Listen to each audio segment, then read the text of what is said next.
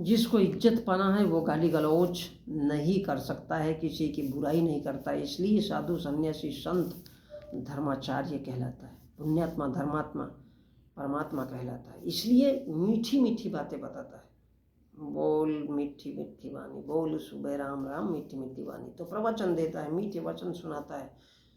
इसलिए ब्राह्मण श्राप देता है। ब्राह्मण के श्राप मात्र से दुनिया के लोग मर सकते हैं।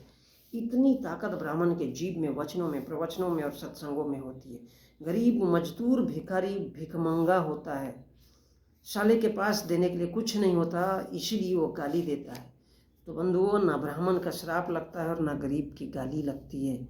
इसलिए एक राजा है और दूसरा रंक है, एक पुण्यात्मा है और दूसरा भिखारी है।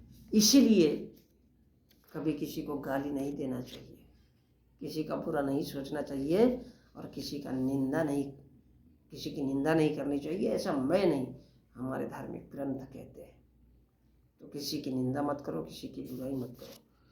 जिसको इज्जत पाना होता है वो सारी दुनिया के लोगों से बड़ी मीठी मीठी बातें करता है। और जिसको इज्जत ही नहीं पाना है, जो पैदा ही भिखमंगा गरीब हुआ है घंटा, उसको क्या फर्क पड़ता है। लोग गाली दे या कुछ भी बोले। तो मैं तो कहना चाहता हूँ कि हमारे देश में एक संविधान कहते हैं कि काम करता है घंटा, किसको पता है बहनचोद।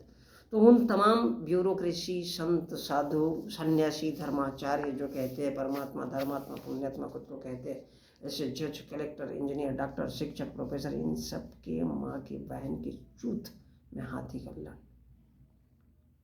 किसी को मतलब नहीं है इस देश में, चाहे वो जज हो, कलेक्टर हो। बहनचोद अपनी माँ की बहन की चूत बड़ी करने के लिए और उसको गर्म करने के लिए ही पैसा कमाते हैं। उनको कोई मतलब नहीं है कि इस देश के लोग कैसे, उनके बारे में क्या अच्छा सोच सकते हैं और उनके जीवन को कैसे उठा सकते हैं। तो चाहे वो IPS हो, डॉक्टर हो, इंजीनियर हो, कलेक्टर हो, सब अपने अपने तरीके से पैसे कमाने में लगे, क्योंकि उनको लगता है लाल चोला अर्थात उनकी माँ की वेजिना बड़ी गरम शर्म दिखनी चाहिए, थोड़ी टाइट रहेगी, गरम रहेगी उनके माता बहनों बीबी की, तो साला कम से कम वो लोगों को बेच तो सकेंगे। इसलिए तो हमारे देश में स्त्रियों के सपनों में राजकुमार आते हैं।